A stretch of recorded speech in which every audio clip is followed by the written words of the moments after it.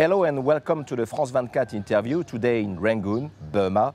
With us today, one of the most famous dissidents in Burma, co-founder of the National League for Democracy, Suu Kyi. Hello. Hello, how are you? Thank you very much for having us here in your garden, in your home You're welcome.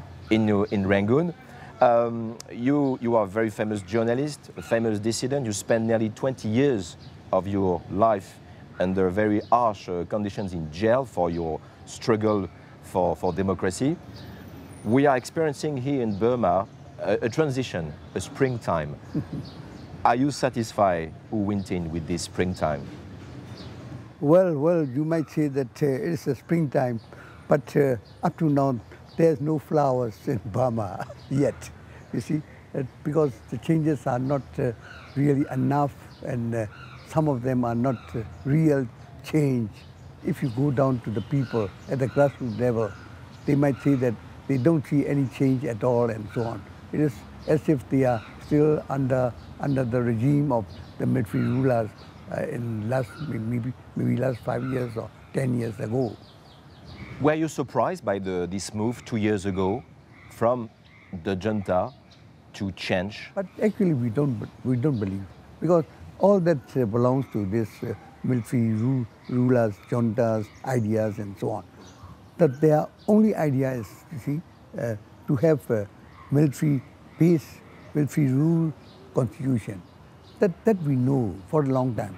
The follow-up will be on your old friend Aung San Suu Kyi. Do you think she changed? Well, you see, I don't think, I would like to say, really she don't change much, because she is, I believe from since, you see, when we worked together last 25 years, democratic, you see, thinking and democratic prejudices in her mind. She cannot change so easily, you see, to be a stooge of the military ruler. She don't.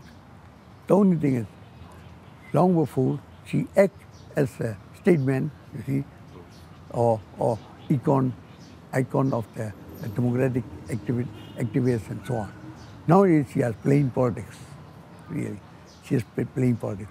Don't you think that Aung San Suu Kyi is compromising too much with the military? Not compromising too much, because there is nothing much on the part of the military to compromise, you see.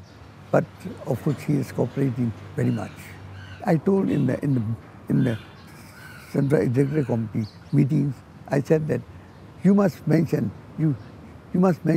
about this, you see, the violation of human rights and so on.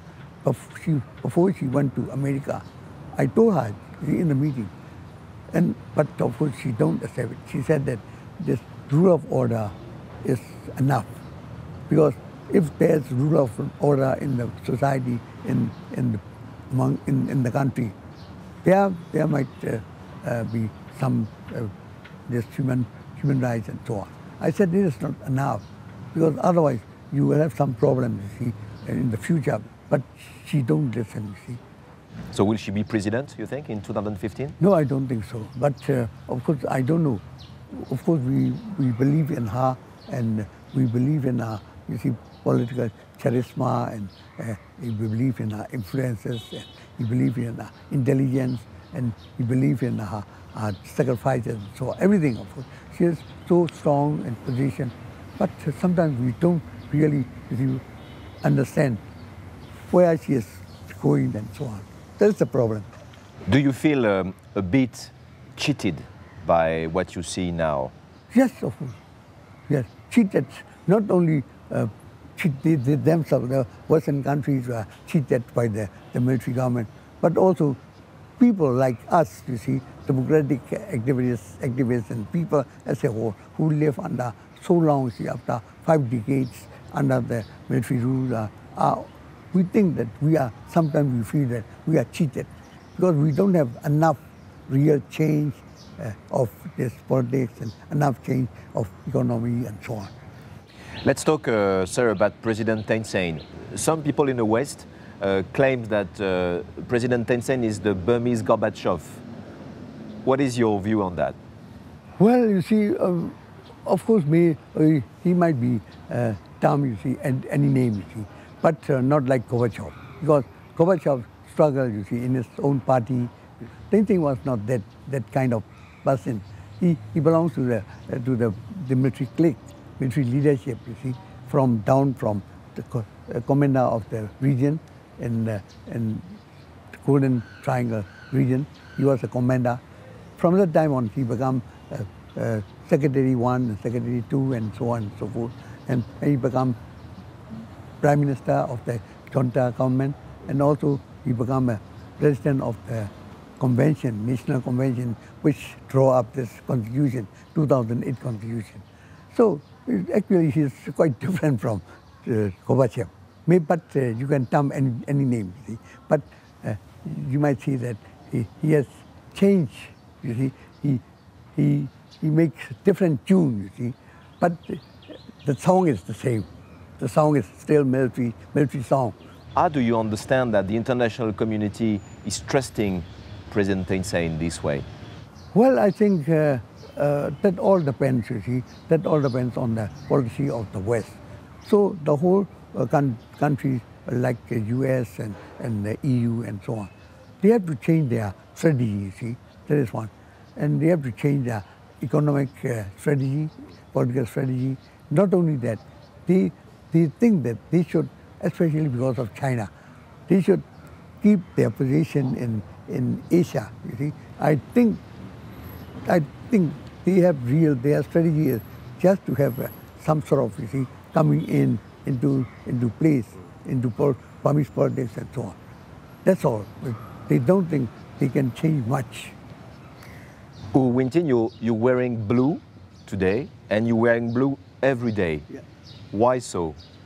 I want to express my solidarity with the political prisoner inside, and also solidarity with the people who are virtually, you see, prisoners outside.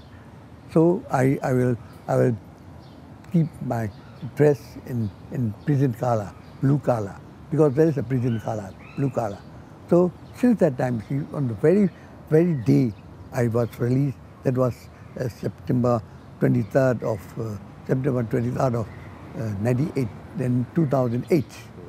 Since that time, see, I wear only this shirt. How do you explain this surge of intercommunal violences who spread in Burma, in Arakan State, and more recently anti-Muslim mobs in Mektila and in Rangoon even? How do you explain this surge of violences here in Burma? Well, all these things, you see, is we are the country where many races live, you see. Not only now, for a long time, hundreds of years ago. Maybe sometimes we have some conflict, you see, in the society, but that is, you see, gone within a month or two. That's all. But this time, you see, is quite different. Now it is not beating, but it is killing. You see, the thing is, Buddhists kill Muslims and Muslims kill Buddhists and so on. Not only that, they burn down, see, the villages and so on. So the conflict is much more intensified and very hard nowadays. So you might say that there's certain that there are some extremists on the side of Islam, and at the same time there are some extremists on the side of Buddhists. That's the problem of Mektila, you see, and Arakan and Pigu and so on. But don't you think that some people have to gain from the violence? Yes, of course, people know that there are some elements which are really mean to destroy peace among the people and so on. Actually, it's not really the work of the whole Buddhist community or the work of the whole Muslim community.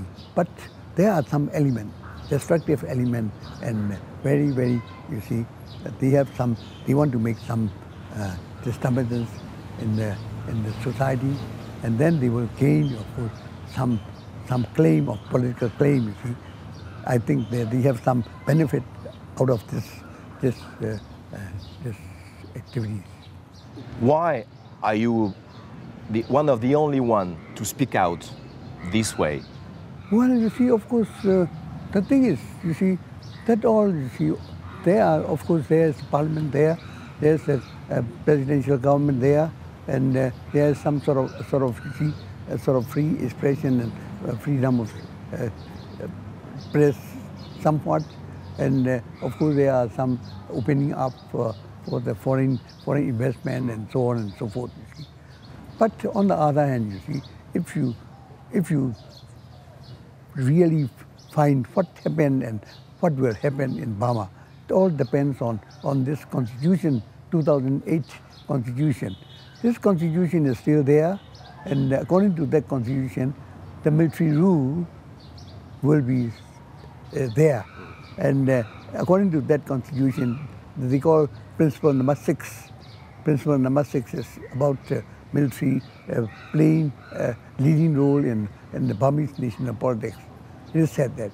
That means that, you see, if there's any changes in constitution, but there's no changes for that principle. That means that the military will be here for long and go on, so on. Owen, thank you very much. This is the end of the France 24 interview today in Rangoon. Thank you for watching. Bye-bye.